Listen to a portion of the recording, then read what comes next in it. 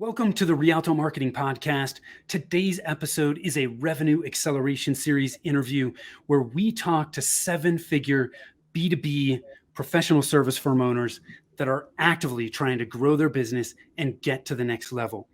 We're going to talk about the good, the bad, and the ugly so that you can learn from their experience.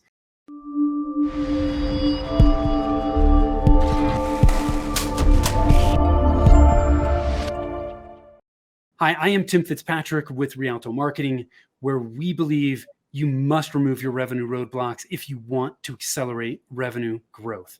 Thank you so much for taking the time to tune in. I am really excited to have with me Paul Tracy from Innovative Technologies. Paul, welcome and thanks for being here. Hi, Tim. Thanks for having me on. Appreciate it. Yeah, absolutely. I can't wait to dig into some of your experience and so that we can all learn from it. I learn things when I do these interviews as well. But before we do that, I want to ask you a few rapid fire questions, help us get to know you a little bit. Are you ready to rock and roll? Yeah, let's get into it. Okay. So very quickly, what do you do and how long have you been doing it? So we're a managed security service provider, MSSP, if you will, for the acronym sake. And we're in the business of protecting small businesses from all kinds of cybercrime and helping them make their business more efficient. We've been doing that now. This is our 11th year. Congratulations. Make it over 10 years and you're in a very small percentage of the population. What's the most important lesson that you've learned in running your business? I think self-improvement, self-awareness is key, which always it drives continual learning, right? And when you're in business, I think that's the big one. Right. We always have to learn more. We have to learn from each other. And any opportunity you get to do that, take advantage of it. I love that. Yeah, we're never done learning. Growing a business is hard.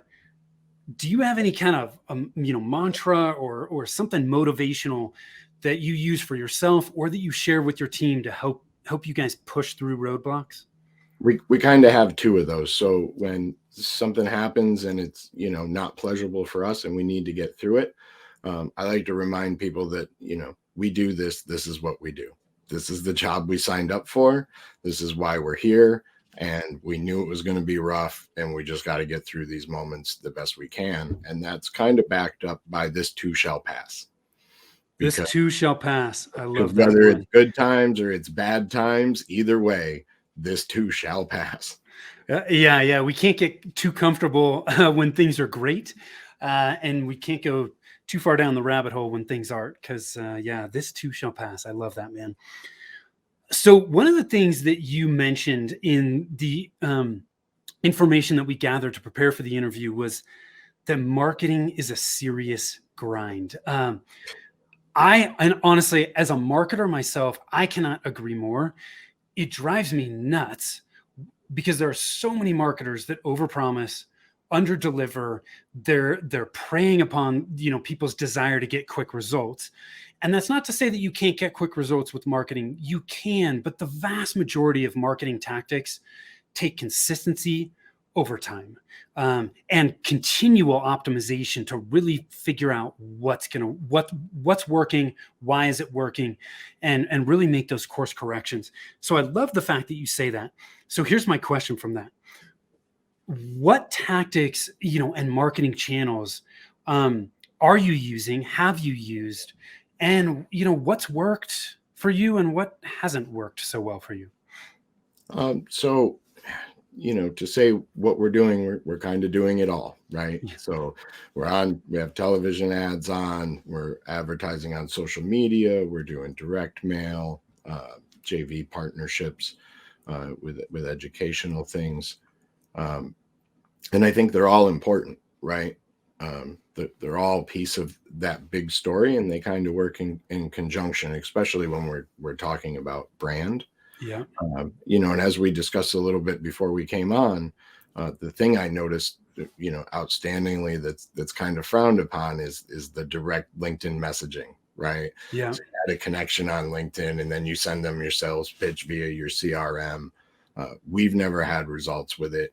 And I've never heard anyone respond positively discussing that on social channels. So, that's kind of a no for us. Yeah. Yeah. So are you still doing LinkedIn outreach and you've tweaked your Absolutely. approach? Yeah. Absolutely. So on LinkedIn, and because we're in cybersecurity, a big part of what we do, I didn't know when we got started, is education. Yeah. Uh, and overwhelmingly in marketing, in our field, has to be education. Yeah. And so it's more of the pull than the push. I always like to tell people, you can go to our LinkedIn and check out what we do. We have a bunch of free tips. We have all that stuff, but it's pretty obvious what we do. Yeah. Right. And I'm not going to badger that on someone if they've just connected with us. They connected because there was some interest. And so the information's there. We put it out there because we want everybody to be safe and benefit from the information we have. Yeah. And if a relationship fosters from that, awesome. And if it doesn't, we've done our best to educate the community on how they can protect themselves. Yeah. So it sounds like you're creating quite a bit of consistent and ongoing content. Is that right? As much as we possibly can. Yeah. So are you writing blog posts? Are you doing videos? Tell me more about your content marketing efforts. So we're doing daily tech tip posts. We're putting out informational. We're reposting stuff from the FBI when data breaches happen. We put out I'd like it to be daily right now. It's about 3 times a week newsletter for people to catch up on the stuff that happened. Like Uber just got hacked recently, right? A lot of people use Uber. And so those things that we find important, that have mass importance to everyone's using those things, we try to get those out as soon as we can. It sounds like you're taking a very multi-channel or omni-channel approach with your marketing. How are you doing that? Have you outsourced a lot of your marketing? Are you doing it in-house? This is something that a lot of businesses struggle with. So outsourcing has been one of those up and down things for us. Certain positions I can't outsource anymore because I just don't have confidence in it. Business development reps, whoever's doing your outside calls, right? Just my personal opinion is they need to be internal because they need to understand the business at a higher level. In terms of printing our direct mail and having that mailed out, we no longer do that in-house because it's a time and a money suck for us, and it makes sense to outsource it. So I kind of look at those things relative to the specific task, but overall, outside of the commodity parts of it, I like to do as much in-house as I possibly can. Yeah. So are you the one that's actually overseeing your marketing efforts, or have you hired somebody internally that's doing that? Have to be. So I have 2 people internally that are managing those activities, but we're all a marketing company. Before you're another business, right? You have to be a marketing company, because if you're not bringing in new clients and you're not having sales, then you're not in business. And I think that it's very important for the owner to be behind that messaging, understand what's going out, and have direct input. Not necessarily doing the tasks of it, but there needs to be a direct link between the person running the company and the message that goes out. So it sounds like your internal people that are helping oversee some of your marketing efforts, is that their only focus, or are they doing are they wearing multiple hats? No, we tried to get away from multiple hats. Got it. Busy versus productive comes to mind there. Yeah. Where you can have somebody who's really busy, and they're working on 3 or 4 things and nothing's really getting done. Yeah. Whereas if you allocate that resource to the specific task, you may not be completing as many tasks per day or think that you are, but you're actually being more productive. So this is interesting, because I think a lot of people can learn from this. Because how many people do you have in your company? Right now we're about 18. 18. Okay. And you have 2 full-time marketing people in-house. Correct. Okay. Yeah. Because I think a lot of people wait, right? And as long as they can before they hire somebody internally. Um, so I think it's interesting. So, you've almost 20 people. uh, You almost have, one marketing person for every 10 people that are in the company. Um, what types of positions are those? Are they marketing coordinators, marketing managers? What types of people are So they're marketing manager they? Okay. and business development rep. So Okay. Got um, it. we're, I guess there's probably some overlap in there in terms of how you break down those positions. Yeah. And I think that's probably specific to everybody based on the type of marketing they're doing and how much they're doing. Yeah. Like anything in business, right? You got to just start it and then go through the pain because it's painful, Yeah. and then get a system that works for you, and you'll know when you did that. Yeah. Right? It'll be very obvious because you won't have your hands in it all the time, Yeah. and it'll happen.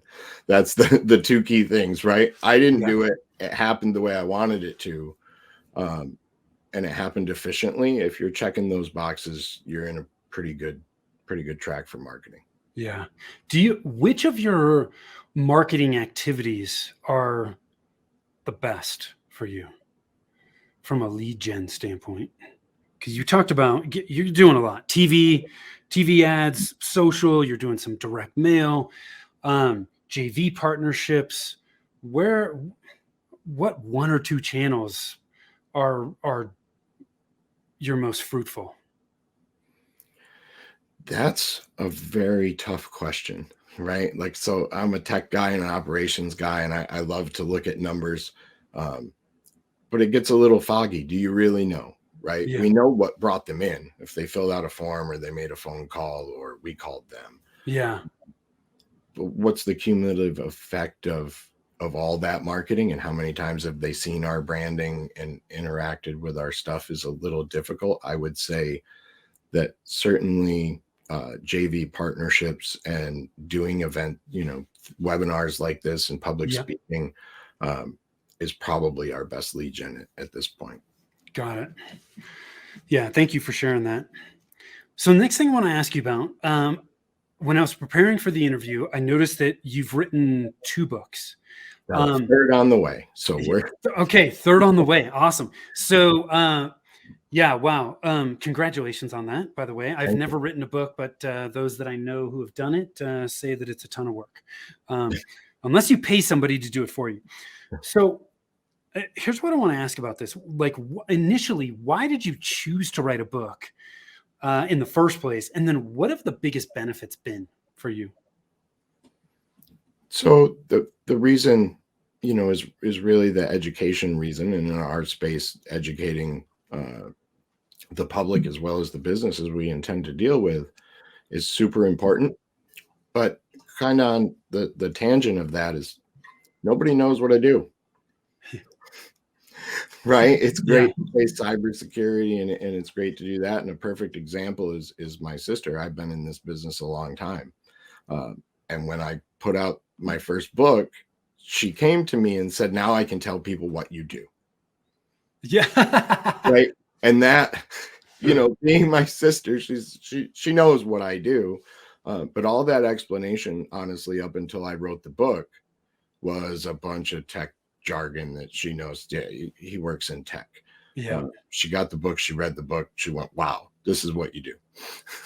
So, I think that's kind of the overwhelming statement for writing the book is the understanding of the topics that we discuss are very in depth, Yeah. and there's no way I'm ever going to do that in a meeting. Yeah. Right? You meet with Yeah. somebody to have a tech discussion, and there's just too much of an education gap. And so the more that we can put out that's educational, that brings the end user or the prospect that we're talking to up to speed on what they need to know, is a great benefit to us and to them. We're saving a lot of time on both sides. Yeah. So do you actively use your books in the prospecting and sales process? Absolutely.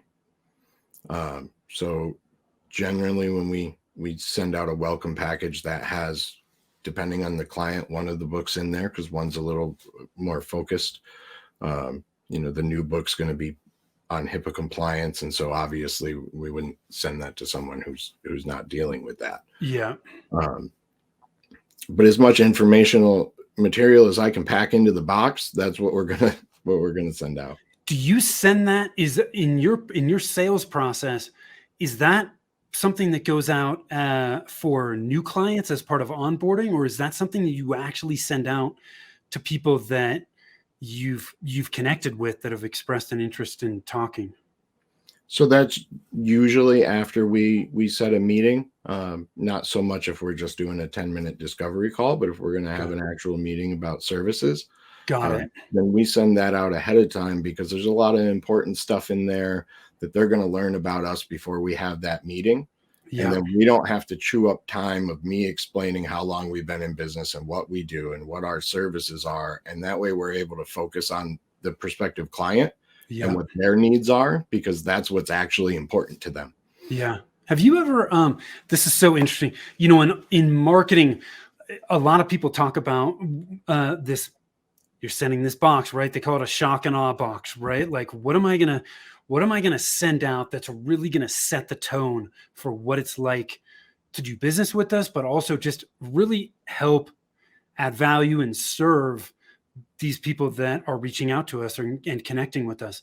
How long have you been doing that? Sending that out? I think about 3 years now since we started doing that. And would you say, have you noticed in that 3 years, like, has that made a big difference for you? It makes a huge difference in the initial meeting. It's a huge time saver. Yeah. Right? Have you had people actually say anything about it ahead of time or when you're in the meeting? It usually gets brought up right away. Yeah. We got your package. We read the materials. This is, thank you for sending this, because we're not sending you sales pitches. Right. We're sending you information and content that's pertinent to your business and helping you stay in business by not getting ransomware and those other things. Our focus is not to send you a box and you look at it and go, oh, I want to buy from them. Yeah. Right. We're trying to provide you value ahead of the meeting. And some of that value is saving time in that meeting and giving you an understanding of what we're about. Because maybe we're not a right fit. Yeah. And maybe they determine that as soon as they see the box, and then everybody gets their time back. And right. For people running businesses, time is the thing we can't get back ever. Yeah. Right. Do you know if, and this may be kind of tough to answer, but do you know whether your conversion rate increased when you started to send that box out? Absolutely. Yeah. Okay, cool. I love it. See, this is one of those things we pull out from as we have these conversations. So if you're watching, listening, again, on the marketing side, we talk about these as shock and awe boxes, how I've typically heard them referred to. But Paul, you've been doing this for 3 years. It's short. It's helping your meetings be more efficient, and it's improved your conversion rate. All very good things. So I love that. Now, what else? What other benefits have you experienced from your books? You're using it in your shock and awe box, which I think is great. Any other benefits that have been helpful with the book? Books?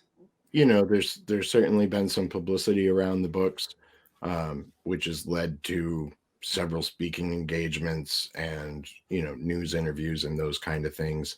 And really just overall increased visibility for sure. I'm definitely not going to say that I don't like having a best-selling author title next to my name, right? We all have those little LinkedIn titles we can throw in there.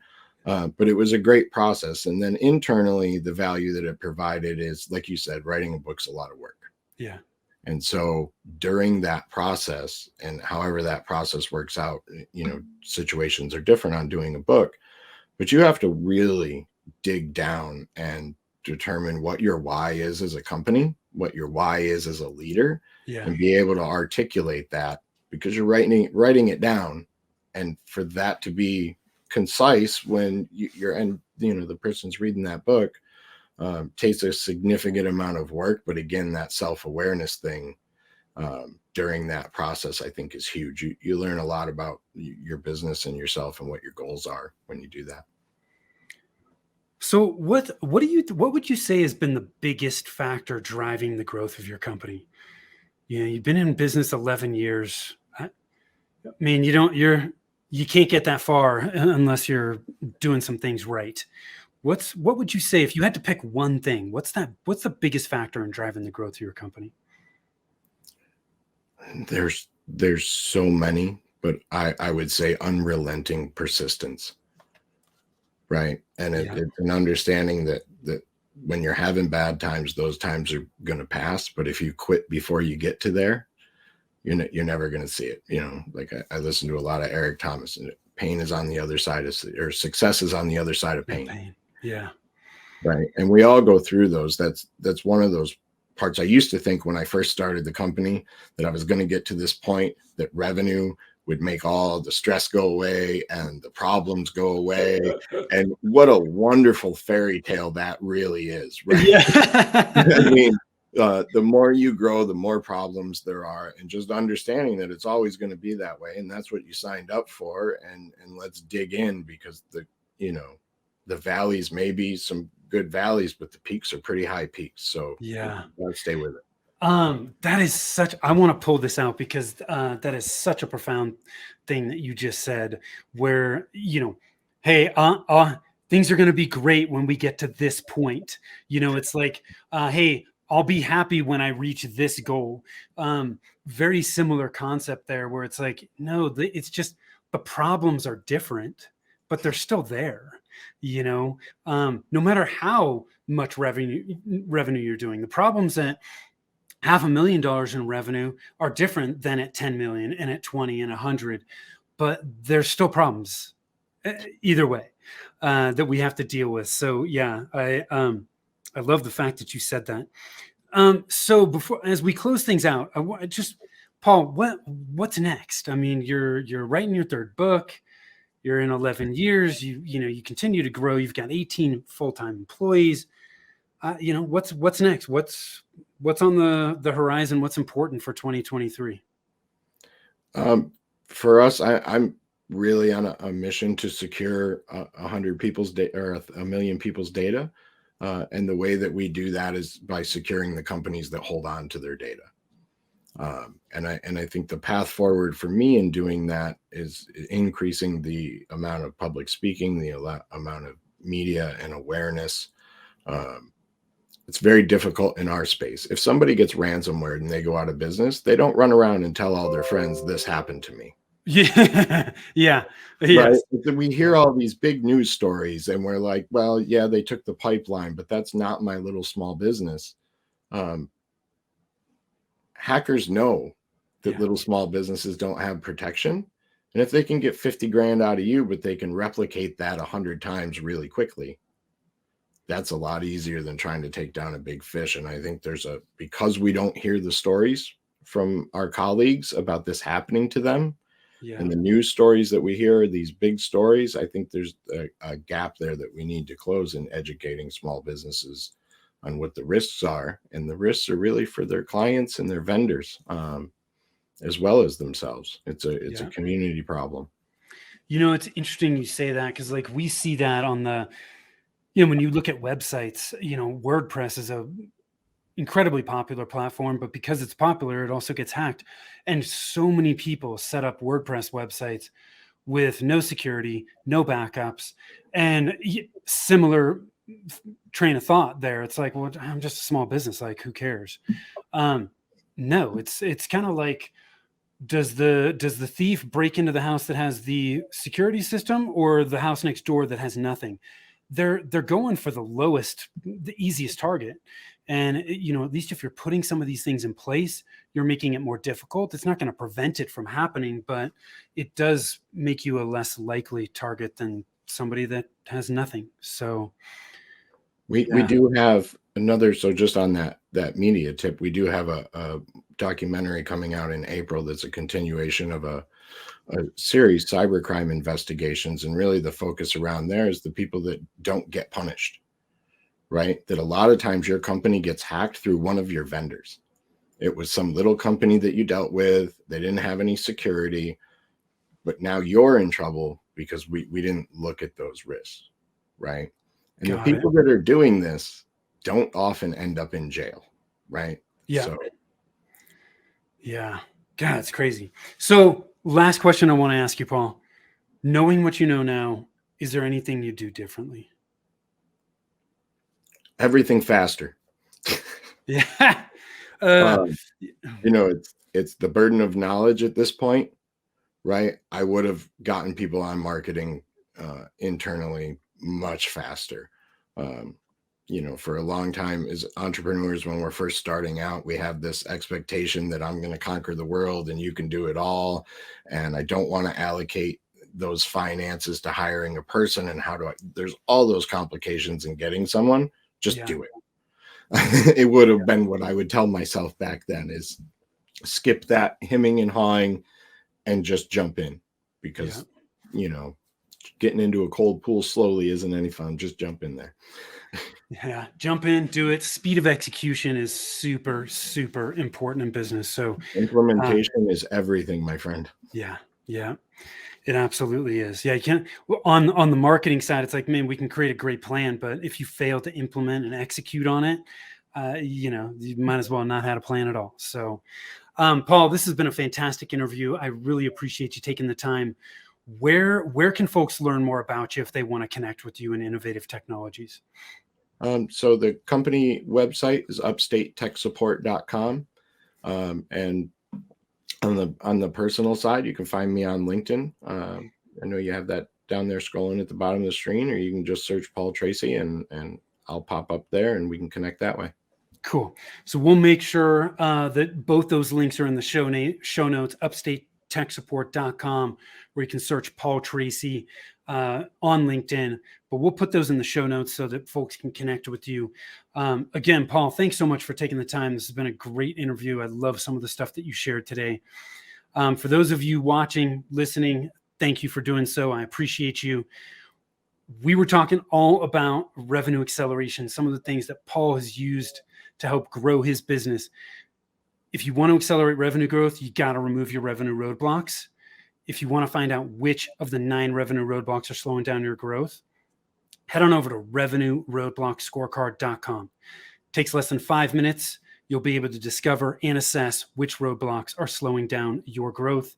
If you want to connect with us, you can also do it over at our website at rialtomarketing.com. We'd be happy to chat with you. Again, thank you so much. Till next time, take care.